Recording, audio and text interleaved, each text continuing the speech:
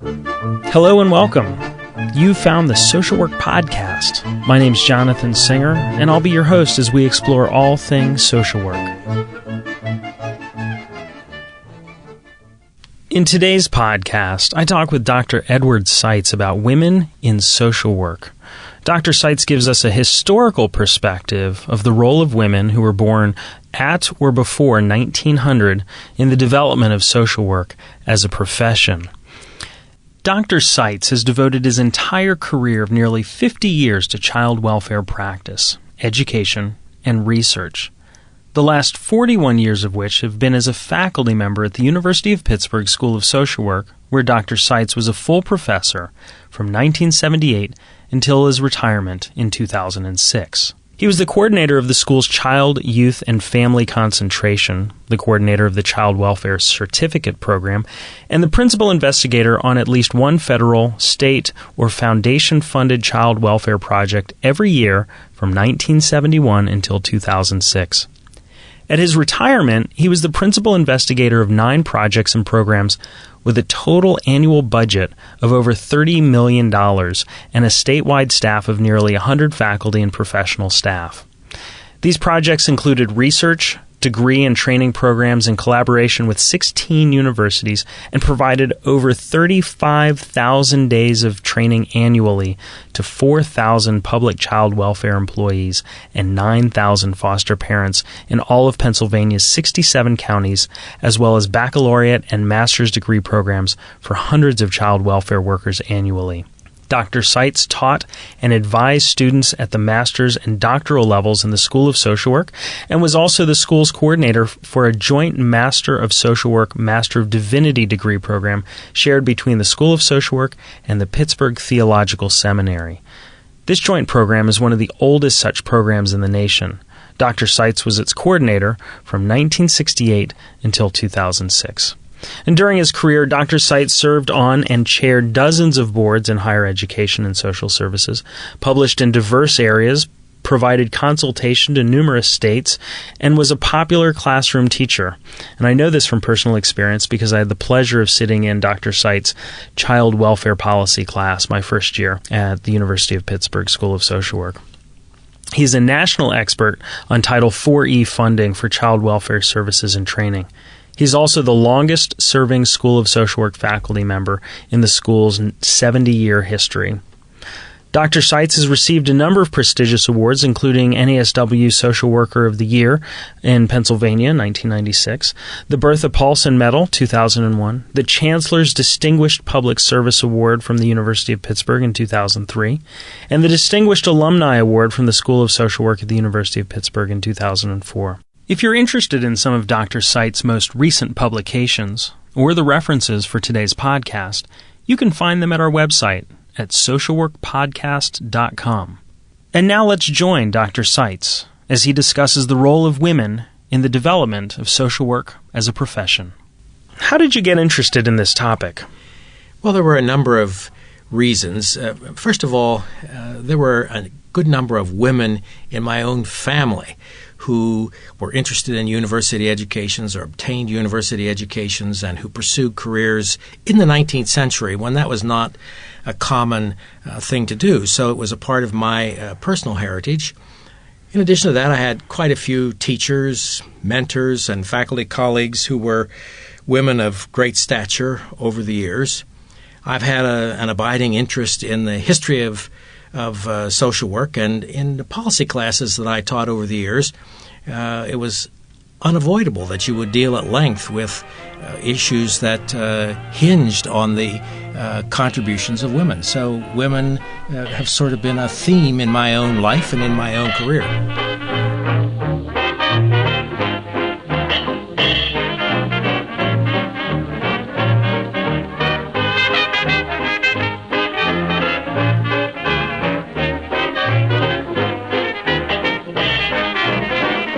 The predominant professional social work organization in the United States from 1874 until well after World War II was the National Conference of Charities and Correction, which existed from 1874 until 1916, a period of 42 years. when the organization changed its name to the National Conference on Social Work in 1917. In its first 50 years, the NCCC, or the NCSW if you will, had only 4 women as its president. They were Jane Addams, 1910, Mary Wilcox Glenn, 1915, Julia Lathrop, 1919, and Grace Abbott, 1924.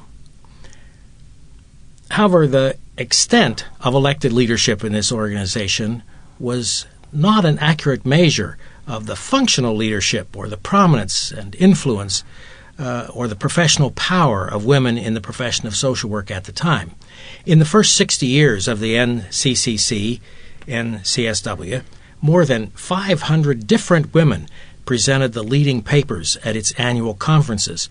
And I base this number of 500 on an actual count of the papers presented at the proceedings, which are published. But because many of the authors of those papers used their first and second initial, it's actually not possible, at least for me at this point, to know how many more women there might actually have been. Quite a few, I suspect. In just the 5-year period from 1910 to 1914, nearly 100 papers were presented by women. Listeners to this podcast would recognize many of their names. They include Jane Addams, Mary Richmond, Florence Kelly, Julia Lathrop, Sophia Nisbet Breckenridge, and Zilpha Smith, just to list a few. To give an idea of the context in which this large number of professional women competed for places on the agenda, consider the names of some of the men who were speaking at the same meetings.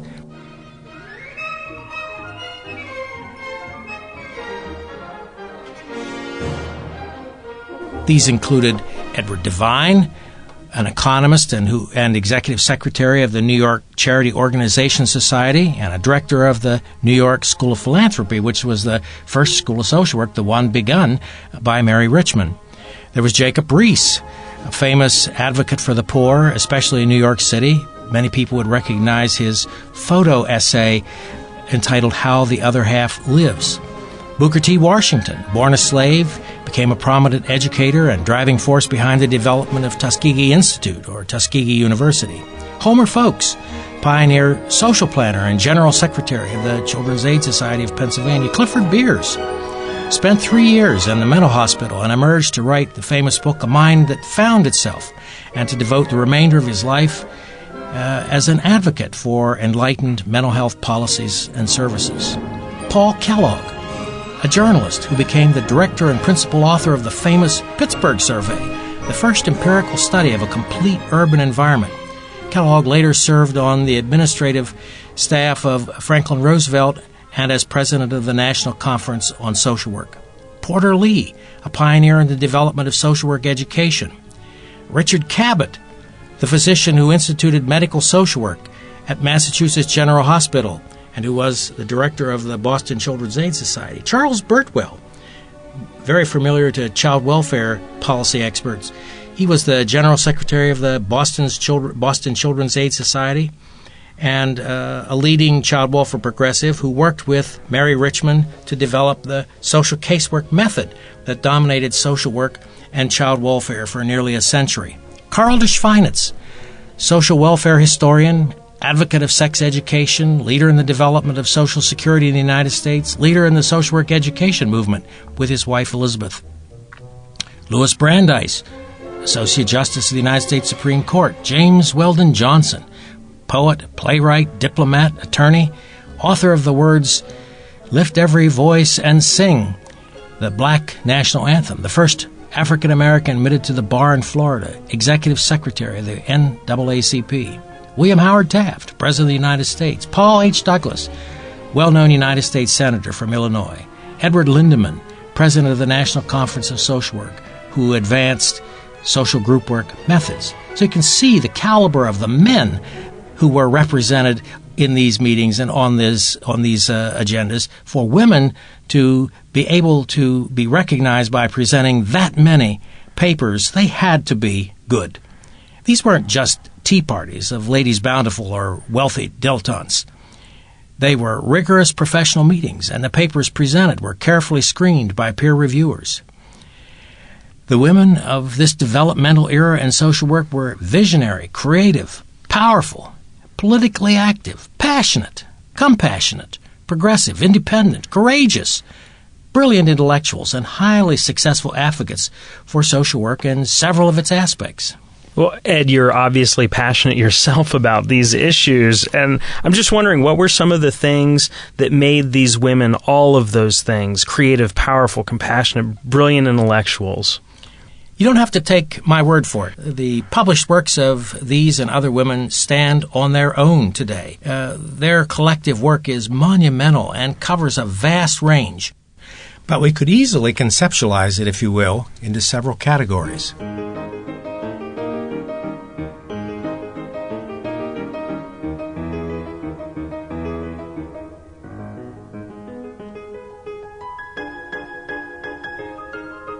The first would be social work practice. These are among the creators of the social work methods we came to know as social casework and social group work. Secondly, they contributed enormously to social work education through the creation of curricula and schools of social work, schools of philanthropy, schools of social service administration, whatever they might have been called. They understood the importance of an empirical base for a profession and a university liberal arts education to support that profession. The third would be their work in the area of public policy and advocacy. For example, they were the advocates and eventually successful in the creation of the United States Children's Bureau in 1912. They were behind the juvenile court movement, which began in Massachusetts in 1872, followed by Illinois and Colorado in 1899. By 1925, all but 2 states had juvenile court systems, and this was the result of the work of these great women. There was women's suffrage. I don't mean to imply that women in social work were the only women involved in the women's suffrage movement, but they were among the leaders who worked to achieve women's suffrage by the 19th Amendment to the United States Constitution in 1920. Another area of public policy and advocacy was the Mother's Pension Program. Women led the movement to provide aid to mothers with dependent children and no income. Illinois passed mothers' pensions in 1911, followed by Washington and Idaho in 1913, and other states up to 1929. This became part of the Social Security Act of 1935 as aid to dependent children first, and later aid to families with dependent children, and finally TANF as we know it today. There was the child labor movement. Strenuous efforts were made to protect children as a part of a leadership in the larger child welfare movement typified by the creation and legacy of the United States Children's Bureau. The first child labor law was passed in 1916, but declared unconstitutional by the United States Supreme Court. A second child labor law was passed in 1919, but it was also declared unconstitutional by the United States Supreme Court. Child labor amendments were tried to the United States Constitution. This effort failed in 1924. The effort to protect children in the labor context was not accomplished until the Fair Labor Standards Act of 1938. So it really sounds like these women had a major influence on public policy and advocacy, as well as social work practice and social work education, as you said before. There were at least 2 other areas in which these women about whom we're talking today were active. One was labor organizing. They were active in the movement to gain rights of workers to organize in their own interest. The famous international anthem of labor organizing, Solidarity Forever, was written around the piano at Hull House in 1915. They participated in demonstrations and protest marches, legal appeals, and they went to jail for their beliefs. A final area for today, at least, is the area of public and private agency administration.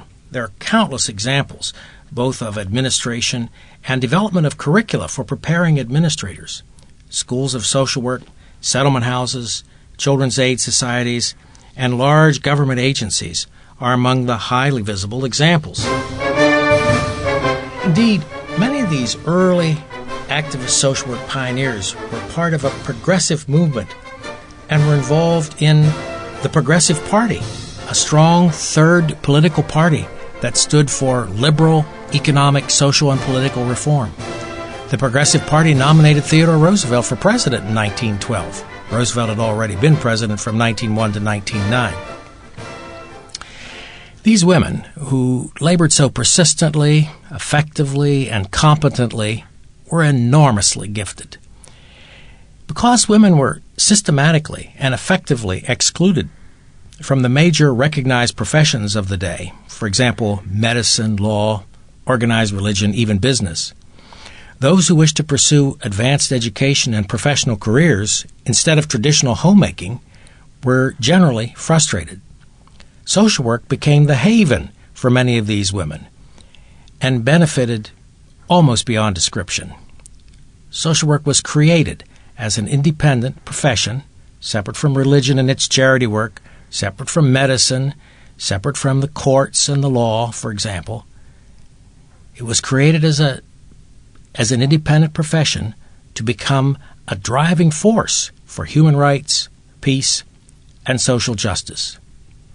The women who led this movement welcomed their sisters and brothers from every walk of life, because many of the women who were creating social work from nothing, really, nothing more than their values, ideas, knowledge, and skills, were from religious, sexual, racial, and immigrant minorities. Social work from its very roots welcomed and thrived upon diversity.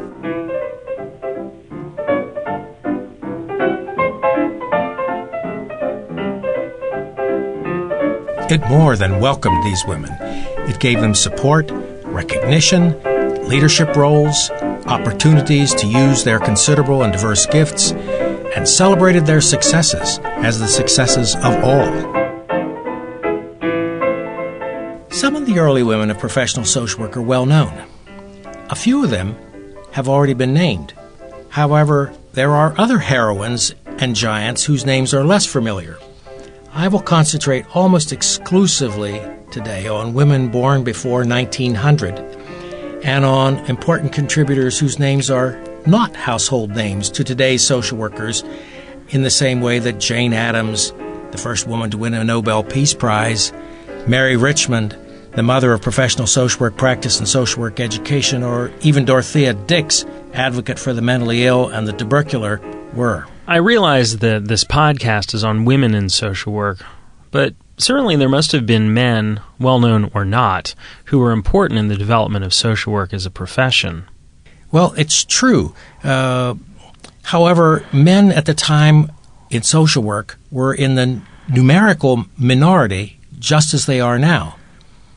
They held a disproportionately high number of leadership, administrative, and publicly visible positions, but it was the women who drove most of the development of the profession. To be certain, in the tradition of diversity that was social work's hallmark, men were treated as equals and welcomed for what they could contribute.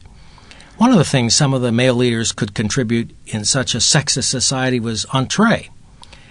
Just as the names of many women in the first generation of social work as a profession are now unfamiliar, the names of many of the men are likewise unfamiliar today. Among them are Amos Butler, Philip Garrett, Samuel Tilden, Charles Bartram, Albert Beveridge, Robert DeForest, Owen Lovejoy, Frank Sanborn, William Pryor Letchworth, Robert Woods, Graham Taylor, Rolf Brinkerhoff, Sherman Kingsley, Hastings Hart, Robert Kelso, Frank Bruno, Charles Booth, William I. Noodles Neustetter, Norman Lurie, and Ernest Whitty. I'm sure that many of those names are even unfamiliar to social work faculty today. But today's discussion is about women. It's about the women for the very reason that we have cited, that they were the truly remarkable driving force behind the development of the profession. So let's talk about a few of those women, just briefly, a little bit about each one of several of them. I think that would be a great idea.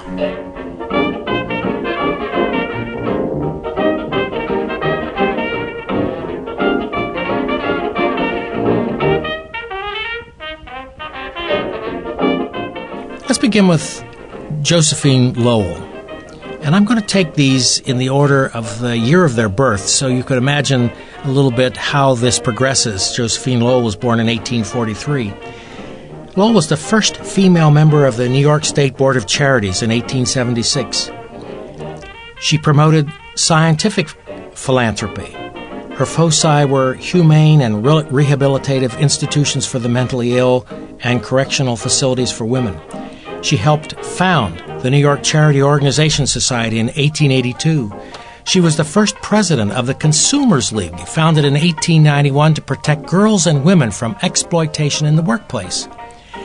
She published several books, including Public Relief and Preventive Charity. Think about that concept of preventive charity for a moment.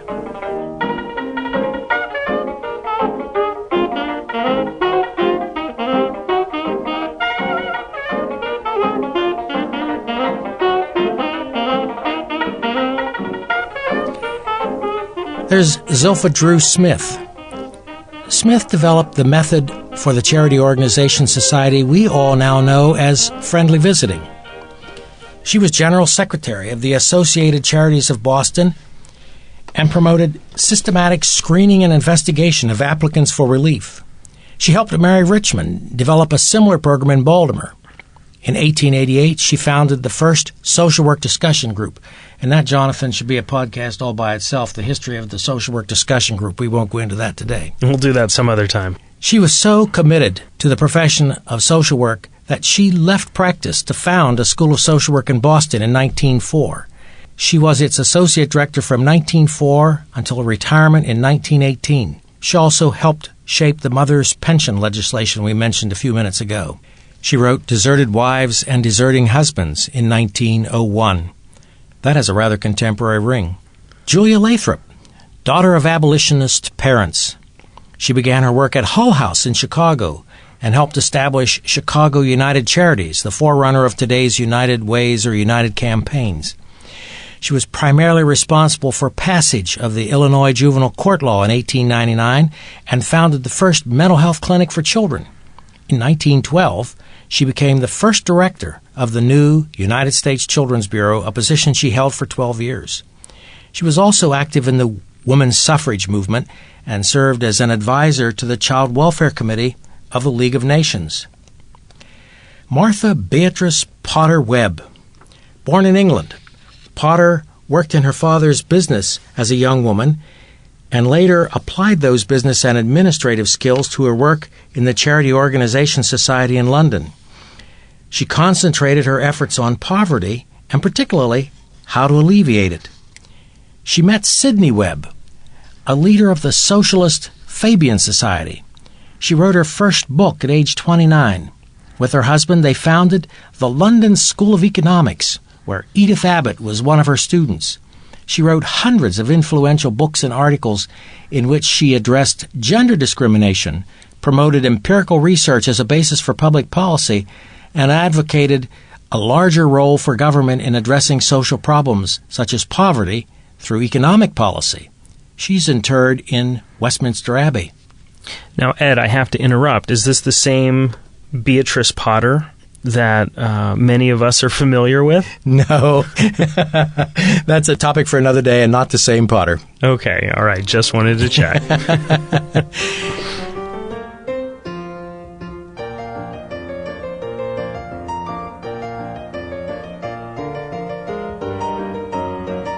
Another great woman in this lineup is Florence Kelley.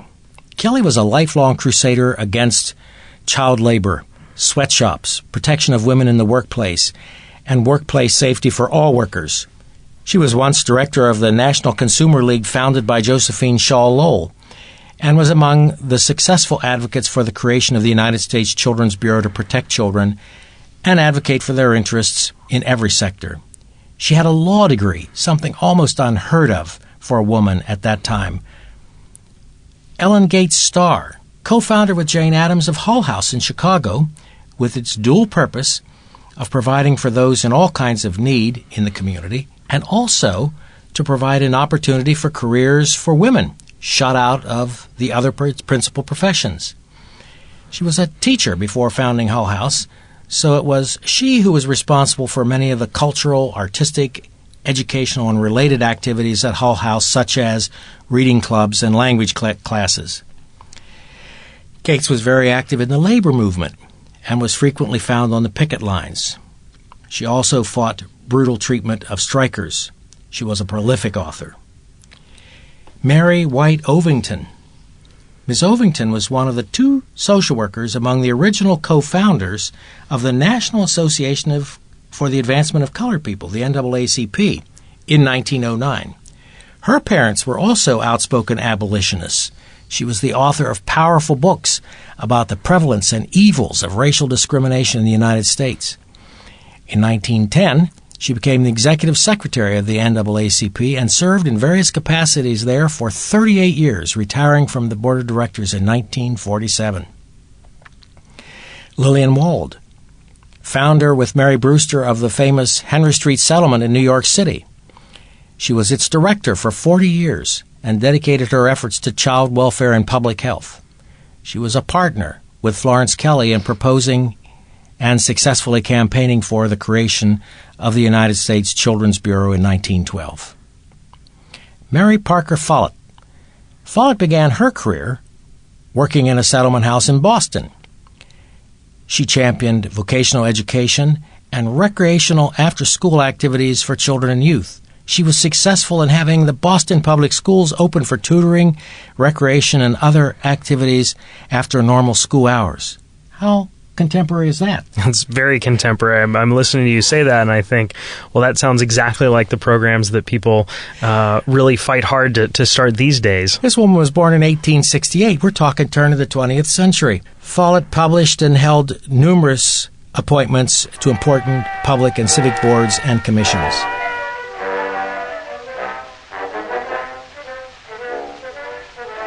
Ida Maud Cannon. Ms. Cannon was the director of the social work department at Massachusetts General Hospital. She had much to do with the development and growth of medical social work in its infancy.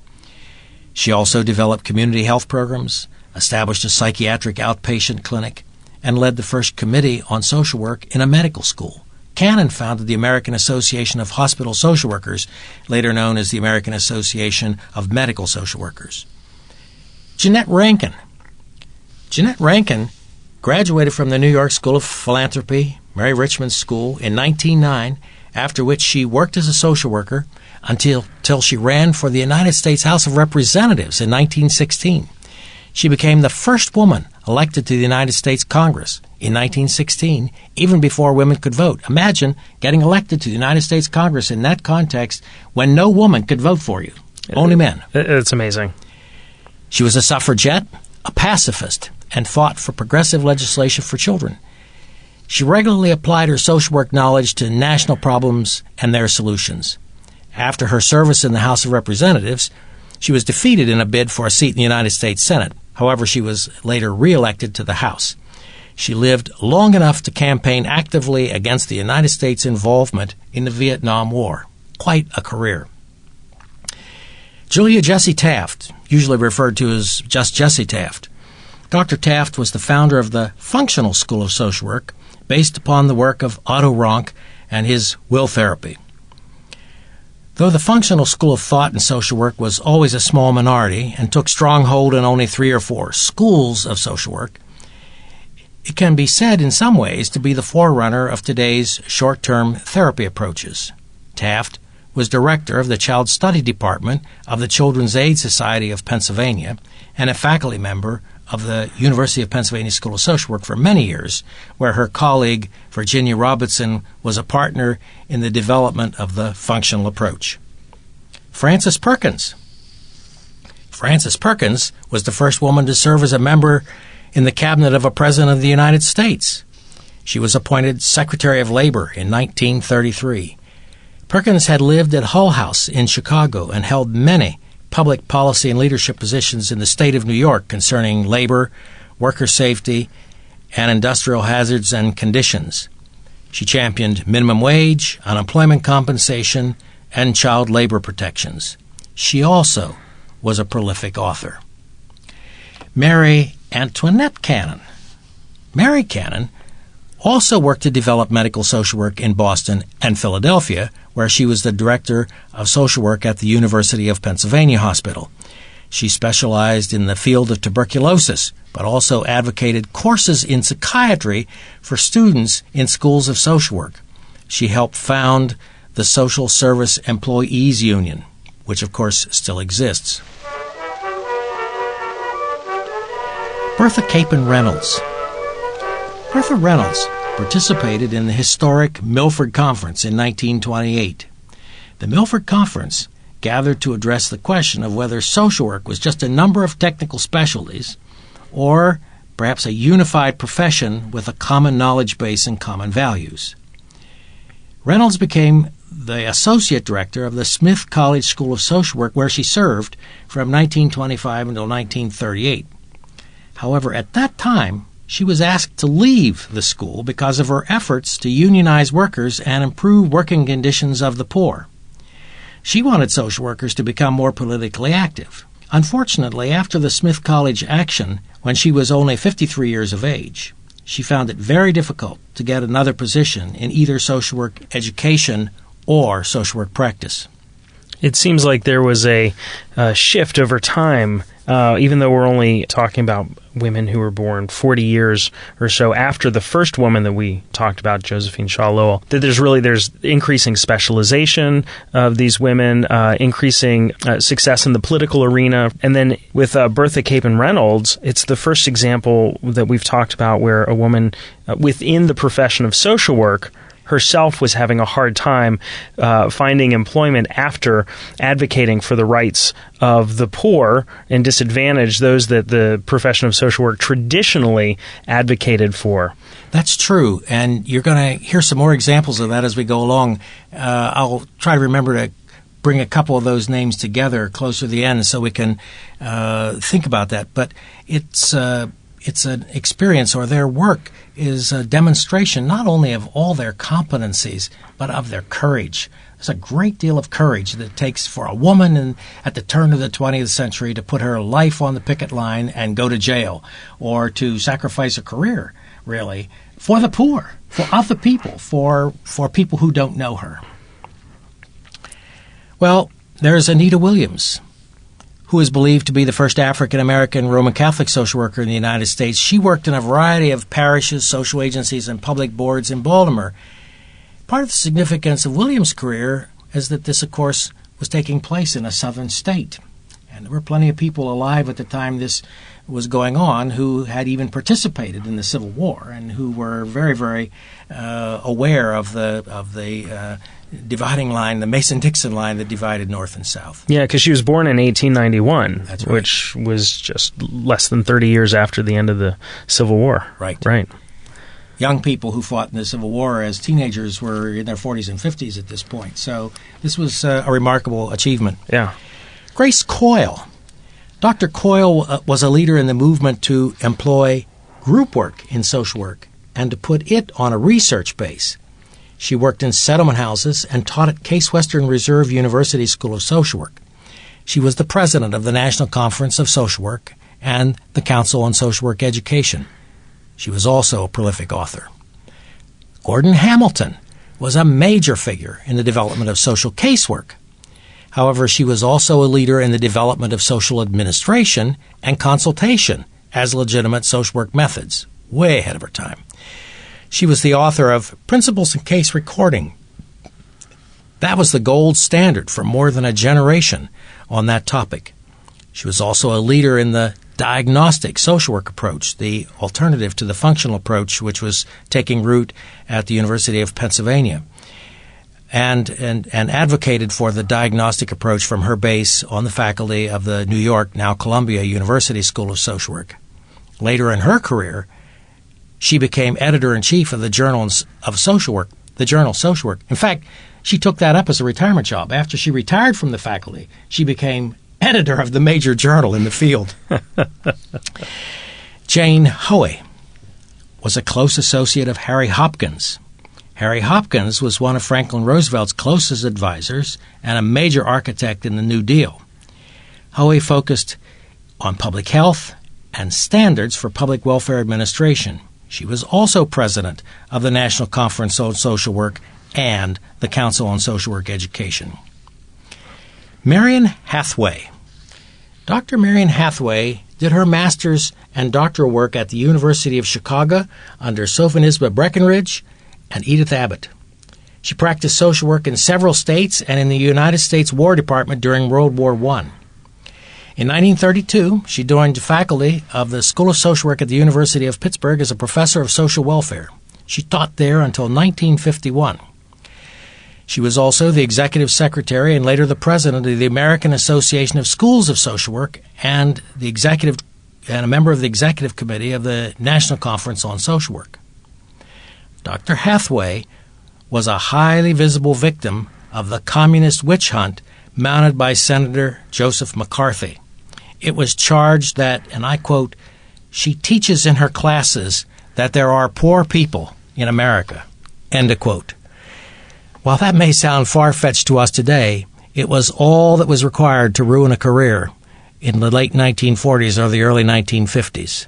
Hathaway completed her career at Bryn Mawr College and lived just long enough to see Senator McCarthy censored. So Senator McCarthy blacklisted this woman because he said that she was teaching that there were poor people in America. Senator McCarthy did not personally attack this woman, as far as I can tell.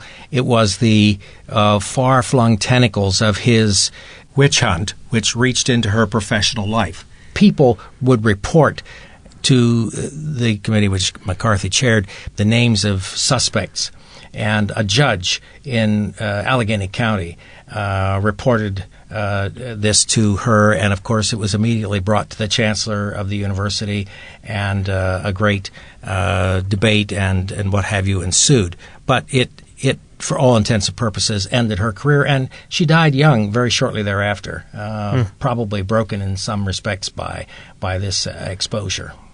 Because these days, if you ask anyone in the United States, are there poor people?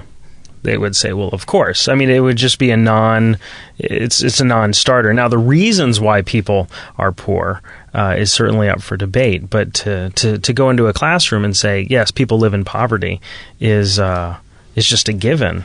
Well, I'm sure the report to the House Un-American Activities Committee, which quoted her along these lines, was viewed as an oversimplification. They were really code words for communist, because it was, of course, a communist witch hunt in which McCarthy was engaged, and people who advocated for the poor were suspected of being too in sympathy with the poor, or perhaps socialist, and there was a very hard time at that point in distinguishing between socialist and communist.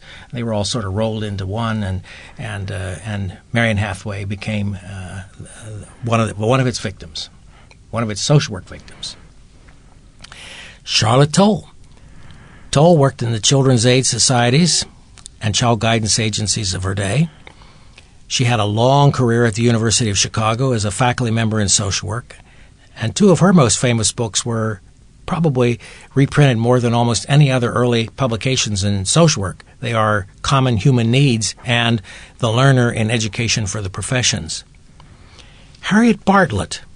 Harriet Bartlett was a prolific social work author, a pioneer in the field of medical social work, and president of the American Association of Medical Social Workers during World War II. She's perhaps best known for her theoretical work to define social work as a profession. It was Bartlett who identified the psychosocial context and social functioning as the center of social work. She also believed common values unite social workers practicing in diverse fields. She served as a faculty member at Simmons College School of Social Work. And, of course, that debate's still going on, and we require courses in schools of social work now at both the undergraduate and the graduate level, which are based on this very conceptualization.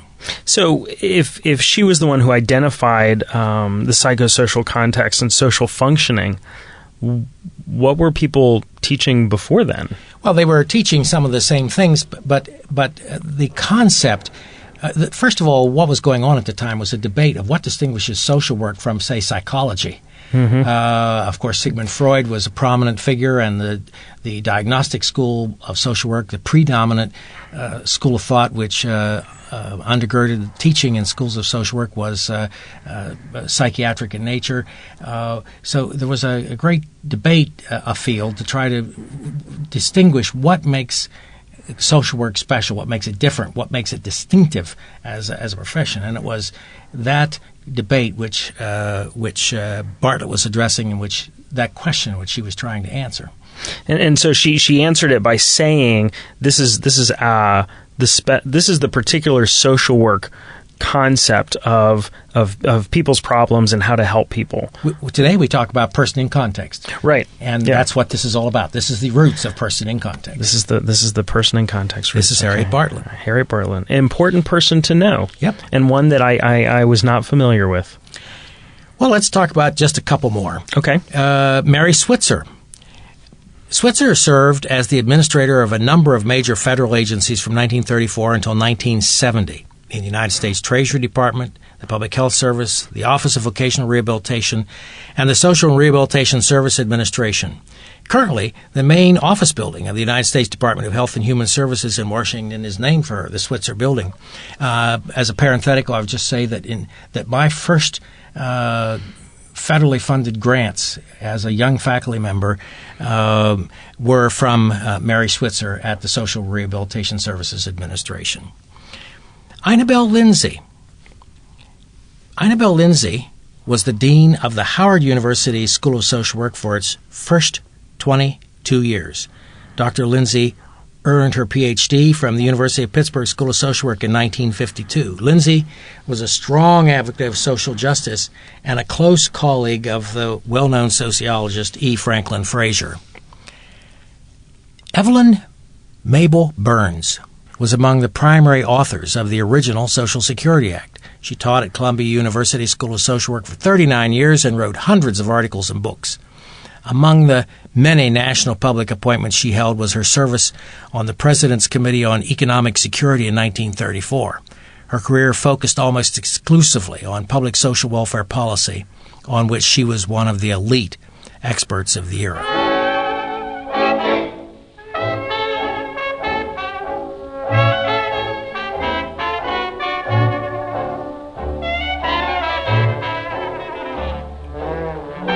Well, Jonathan, that's a number of important women. I think enough to illustrate the points I was making, the adjectives I used to describe them as a group earlier. Though this review ends with 1900, in just the next few years, giants like Helen Whitmer, Frankie Victoria Adams, Ruth Smalley, Ophelia Egypt, Ruth Fisdale, Dolores Gonzalez, Catherine Kendall, Rosa Marin, Margarita Wantes, Helen Northern, Gisela Konopka, Eleanor Cockrell, Imelda Jalowitz, Virginia Satir, Lydia Rappaport, and a host of other giants gave their ideas and leadership to the profession of social work. All but one of these, Lydia Rappaport, were born before women's suffrage became law. In conclusion, it's important to reiterate that we cannot overestimate the importance of the contributions of women to the creation and development of the profession of social work through the original, creative, and progressive ideas and theories they had. Their incredible insights, ingenuity, innovations, inventions, inspiration, and investment produced the infrastructure, educational base, and practice interventions we now know as professional social work. Social work certainly would never have developed as it has without them. And let us not forget courage as a mark of this generation of founding mothers. We mentioned that a minute ago. People like Bertha Reynolds and Marian Hathaway stood up for the poor at the cost of their own careers. Others went to jail for having dared to stand with the poor, minorities, and workers in public demonstrations. Some led the way in what were politically unpopular causes at the time, from women's suffrage to prison reform to creation of the Social Security Act. And there were many others who lived their values with dignity and conviction. So, Ed, obviously the contributions of these women are profound, and it's certainly interesting from a historical context. But are these really relevant for today's social worker, the 22-year-old, 23-year-old who's graduating, who's going out working with families in various contexts? Are these really relevant? They really are. And once or twice earlier in our discussion, Jonathan, we mentioned how things that were written 100 years ago sound so contemporary, or inventions like after-school programs, for example, or mental health clinics for children, or various poverty programs were new at the time but are so contemporary now. Many of the causes to which these women gave leadership eventually became mainstream. Just to look at the papers and the books they published is to marvel. Many of them have a very contemporary ring a century later. If the dates were changed, they could easily stand on their own today. It's remarkable how durable these ideas were, which is an indication of how phenomenal they were at the time. I mean, these women were creating out of almost nothing. They had a tradition, they had a history, things went before, there has been charity forever, but to turn that into a profession in the way they did, and to, as we said earlier, have the opportunity as women to have a professional life, to have a university education and a professional life when they couldn't get that in the other major professions. Social work was the winner. Social work reaped fabulous benefits from their inability to gain access to the other professions, and they're coming together to create social work. I've actually been blessed to know a few of these later women, to have had the opportunity, as we all do, to stand on their shoulders and have experienced many great women as teachers, mentors, and colleagues. In fact, some of these powerful women were in my own family, as I mentioned earlier. Ed, I just want to thank you for being here today and talking about women in social work, and for reminding us about the invaluable contribution that these women made in the development of social work as a profession. Well, it's been a lot of fun, Jonathan. I've enjoyed it. The benefits of remembering our heritage and our history are manifold, and it's a real danger that younger generations might not remember some of the hard work and some of the creative work which was done by the mothers of our profession. What's that saying? If you don't know your past, you're doomed to repeat it, or something like that? I think that is the saying. I think that's very, very true. Perhaps we spend some time reinventing the wheel when we don't necessarily need to. I'm sure we do. Before we go, Jonathan, I'd just like to acknowledge the resources that I used to put together this discussion this morning. The information of this essay was taken in part from the proceedings of the National Conference of Charities and Correction, the proceedings of the National Conference of Social Work, and the 1995 edition of the Encyclopedia of Social Work published by the National Association of Social Workers. I'd just like to say that there's a lot of joy to be derived from reading primary sources, from going back and reading the actual words that these women who led our profession into existence created and wrote, and what they were saying and what they were thinking. There's nothing like the original when you want to understand what's going on. And since we're doing our acknowledgments, I'd also like to thank Stephen Henry and the staff at the University of Pittsburgh Music Library for tracking down music that was written and in some cases recorded between 1890 and 1920 for us to use in the background of today's podcast. And of course, Dr. Seitz, I'd like to thank you for being on today's podcast and for telling us about the women who started social work as a profession in the United States. You're welcome. So, I'm Jonathan Singer. Thanks for being with me today for this episode of the Social Work Podcast. If you missed an episode, visit our website at socialworkpodcast.com. If you have suggestions for future podcasts, please email me at jonathan@socialworkpodcast.com. And to all the social workers out there, keep up the good work. We'll see you back here next time at the Social Work Podcast.